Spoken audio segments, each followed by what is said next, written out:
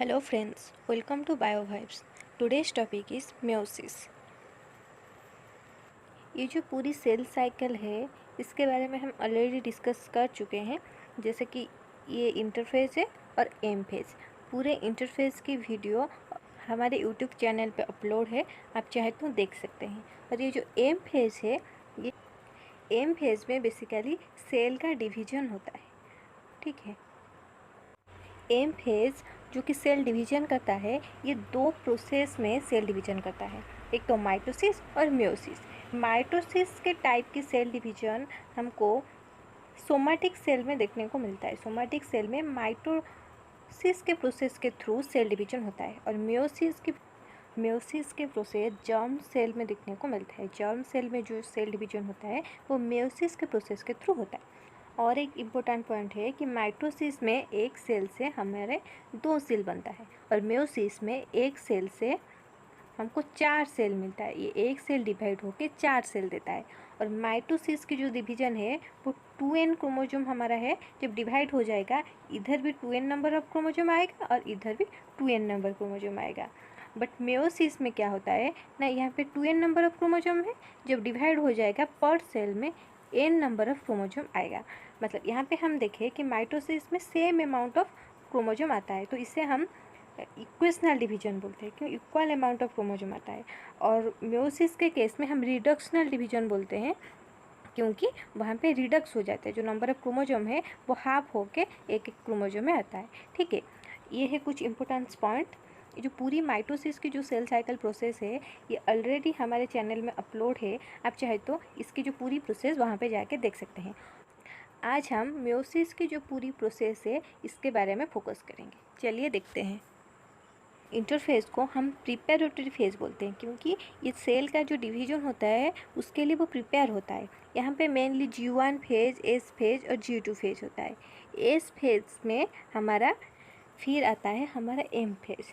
और आज हम एम फेज के जो मियोसिस फेज है उसके बारे में पढ़ रहे हैं। मियोसिस के प्रोसेस में दो स्टेज मिलता है, एक तो मियोसिस 1, दूसरा मियोसिस 2।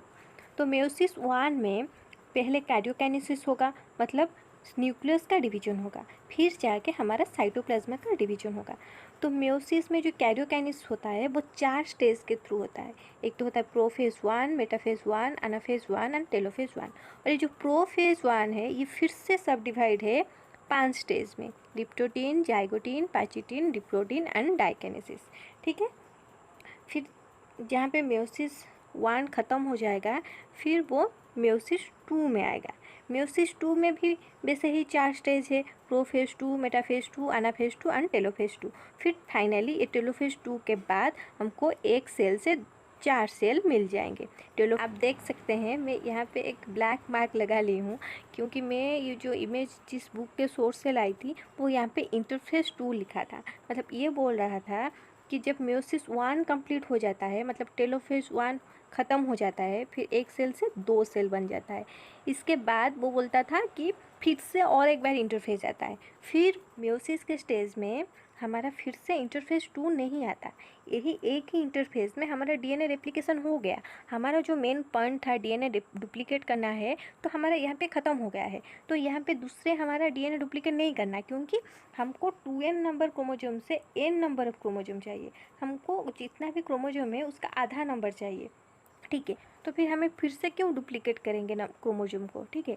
तो ये गलत है, आपको याद रखना पड़ेगा कि मियोसिस के केस में इंटरफेज 2 नहीं आता। टेलोफेज के बाद वो डायरेक्ट प्रोफेज 2 में आता है, ठीक है। यहाँ पे दूसरा जो एस फेज, सेकेंड जो एस सिंथेसिस फेज नहीं होता है।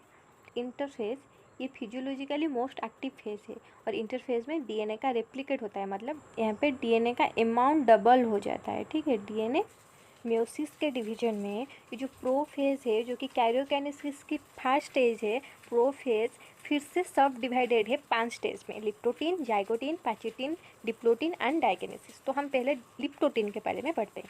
लिप्टोटीन स्टेज में क्या होता है ना, condensation of chromosome continue through out the leptotene. Leptotene में डीएनए का कंडेंसेशन होता है, मतलब तो जैसे एस फेज में डीएनए का सिंथेसिस हो गया, डबल हो गया, डीएनए ऐसे थ्रेड लाइक स्ट्रक्चर में रहता है। तो जब लिप्टोटीन का स्टेज आता है, ये जो थ्रेड लाइक क्रोमोजोम है ये एक पर्टिकुलर शेप में आ जाता है, वो पैकेज बन के एक पर्टिकुलर शेप में आ जाता है जिसको हम क्रोमोजोम बोलते हैं। ठीक है, तो लिप्टोटिन के स्टेज में यही होता है कि कंडेंसेशन ऑफ क्रोमोजोम होता है, क्रोमोजोम विजिबल हो जाता है। जैसे आप देख सकते हैं कि इसी स्ट्रक्चर में क्रोमोजोम विजिबल है और ये जो डीएनए जो थ्रेड लाइक स्ट्रक्चर है ये पैक बन के एक स्ट्रक्चर में आ गए हैं जिसको हम क्रोमोजोम बोलते हैं। ठीक, जाइगोटिन। जाइगोटिन में क्या होता है कि इसने homologous chromosome pair up. Homologous chromosome क्या होता है कि मैटरनल और पैटर्नल क्रोमोजोम को हम होमोलोगस क्रोमोजोम बोलते हैं। फिर आपको पता है कि हमारे बॉडी में 23 पेयर ऑफ क्रोमोजोम है, जैसे कि क्रोमोजोम 1, क्रोमोजोम 2, क्रोमोजोम 3, ऐसे 23 क्रोमोजोम है और वो पेयर में है, मतलब हमारे टोटल 46 क्रोमोजोम है। ठीक है, एक एग्जाम्पल लेके समझते हैं। लो क्रोमोजोम 1, क्रोमोजोम 1 में ये एक क्रोमोजोम है और ये एक, दोनों पेयर में है। तो ये क्रोमोजोम फादर से आया है और ये क्रोमोजोम मदर से आया है। इसे हम मैटरनल क्रोमोजोम, इसे हम पैटर्नल क्रोमोजोम बोलते हैं और ये दोनों पेयर में है। तो ऐसे ही मान लो क्रोमोजोम नंबर 2, ठीक है, यहाँ पे भी हमको 2 क्रोमोजोम देखने को मिलेगा। इसमें से एक फादर से आया होगा और दूसरा मदर से आया होगा। ये भी ऐसे पेयर में है। ऐसे क्रोमोजोम 1, 2, 3 ऐसे 23 पेयर ऑफ क्रोमोजोम हमारे बॉडी में है, जो कि एक मदर से आया है और एक फादर से। यही पेयर को हम होमोलोगस क्रोमोजोम बोलते हैं। कि एस फेज में डीएनए का सिंथेसिस होता है, मतलब डीएनए डबल हो जाए, जितना अमाउंट डीएनए का है वो डबल हो जाता है। ठीक है, तो फिर देखें कि लिप्टोटिन के स्टेज में ये एक स्ट्रक्चर में आ जाता है जिसको हम क्रोमोजोम बोलते हैं। ये लिप्टोटिन के स्टेज में हुआ। फिर हम देखें कि जाइगोटिन के स्टेज में ये पेयर ऑफ हो जाता है, फादर क्रोमोजोम और मदर क्रोमोजोम दोनों साथ में आके पेयर ऑफ हो जाते हैं। फिर सेकेंड पॉइंट बोला कि pair chromosome seen as bivalent और टेट्राड। इसका मतलब है जो हम होमोलोगस क्रोमोजोम यहाँ पे देखें, ये दोनों क्रोमोजोम को हम बाइवेलेंट बोलते हैं और यहाँ पे टेट्राड का मतलब है 4 पेयर। पैचेटिन, इसी स्टेज में एक मेन इवेंट होता है जो कि है क्रसिंग ओवर। ये बहुत ज़्यादा इम्पोर्टेंट क्वेश्चन है, बहुत सारे एंट्रेंस के एग्जाम में ये सवाल आता है कि क्रसिंग ओवर किस स्टेज में दिखने को मिलता है। क्रसिंग ओवर मियोसिस के प्रोफेज के पैचेटाइन के स्टेज में दिखने को मिलता है। ठीक, crossing over occur between non sister chromatid और होमोलोगस पेयर। ये जो क्रसिंग ओवर होता है ये नॉन सिस्टर क्रोमैटिड में होता है। और क्रॉसिंग ओवर का क्या मतलब है? Crossing over is the exchange of genetic material between non sister chromatid. जो होमोलोगस क्रोमोजोम की जो नॉन सिस्टर क्रोमैटिड है वहाँ पे एक जेनेटिक मटेरियल का एक्सचेंज होता है, इसको हम क्रॉसिंग ओवर बोलते हैं। तो नॉन सिस्टर क्रोमैटिड क्या है? मान लो ये क्रोमोजोम 1 का ये मैटरनल क्रोमोजोम है और हमको पता है कि सिंथेसिस स्टेज में सारे डीएनए डबल हो गए थे, रेप्लिकेशन हो गए, तो ये क्रोमोजोम भी डबल हो गए होंगे। ये उसका सिंथेसिस पार्ट है, रेप्लिकेटेड पार्ट है। तो वैसे ही ये मैटरनल का है, पैटर्नल का भी वैसे सिंथेसिस होके वो डबल हो गए होंगे। ठीक है, तो क्रोमैटिड, ये पार्ट को हम क्रोमैटिड बोलते हैं। तो हम देखें ये मैटरनल है और ये पैटर्नल, ये दो जो क्रोमैटिड है इसको हम सिस्टर क्रोमैटिड बोलेंगे। ये दोनों सिस्टर क्रोमैटिड, ये मैटरनल की दो क्रोमैटिड है जो कि इसका कॉपी फॉर्मेशन है और इसको हम सिस्टर क्रोमैटिड बोलते हैं। ये दोनों भी सिस्टर क्रोमैटिड थे, पर ये मैटरनल, पर यदि मैं ये मैटरनल का एक क्रोमैटिड और ये दूसरा पैटर्नल का एक क्रोमैटिड, ये दोनों को लाऊं तो ये बने नॉन सिस्टर क्रोमैटिड। मैं बताने की कोशिश कर रही हूँ कि ये मैटरनल की क्रोमोजोम है पूरा, ये पैटर्नल की क्रोमोजोम है और ये जो आप देख रहे हैं दोनों, ये उसका सिंथेसिस पार्ट है। ठीक है, उसका कॉपी है। तो ये दोनों को हम सिस्टर क्रोमैटिड बोलेंगे क्योंकि ये इसका कॉपी फॉर्मेशन है, डबल हुआ है। तो ये क्रोमोजोम का भी ये डबल हुआ है तो इसको हम सिस्टर क्रोमैटिड बोलेंगे। पर यदि मैं ये मैटरनल का एक क्रोमैटिड लाऊं और पैटर्नल का एक क्रोमैटिड लाऊं तो फिर उसको मैं नॉन सिस्टर क्रोमैटिड बोलूँगी। तो क्रॉसिंग ओवर में क्या होता है कि ये नॉन सिस्टर क्रोमैटिड आपस में जो जेनेटिक मटेरियल है वो एक्सचेंज करते हैं, इसी को हम क्रॉसिंग ओवर बोलते हैं। तो ये पिक्चर में देखिए, ये जो रेड कलर का क्रोमोजोम आप देख रहे हैं ये पैटर्नल का है और ये जो ब्लू कलर का क्रोमोसोम आप देख रहे हैं ये मैटरनल का है।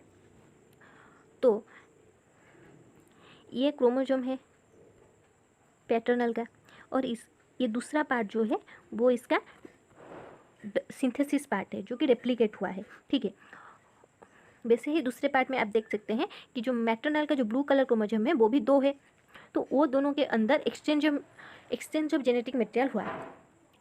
और ये जो एक्सचेंज हो रहा है ब्लू का एक क्रोमैटिड और रेड कलर का एक क्रोमैटिड, ये दोनों क्या ठहरे? नॉन सिस्टर क्रोमैटिड ठहरे। में यदि ए रेड कलर का क्रोमैटिड और ए रेड कलर का क्रोमैटिड दोनों होंगे तो वो सिस्टर क्रोमैटिड होंगे।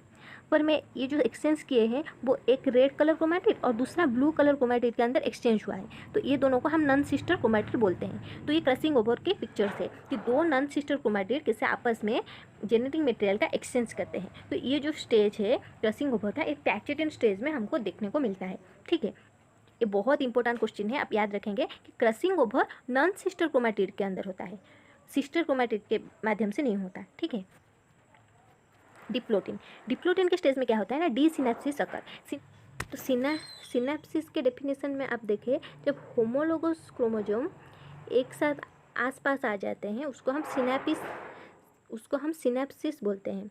और डाइप्लोटिन के स्टेज में डी सिनेप्सिस होता है, मतलब ये होमोलोगस क्रोमोसोम क्रॉसिंग ओवर के बाद दोनों सेपरेट हो जाते हैं।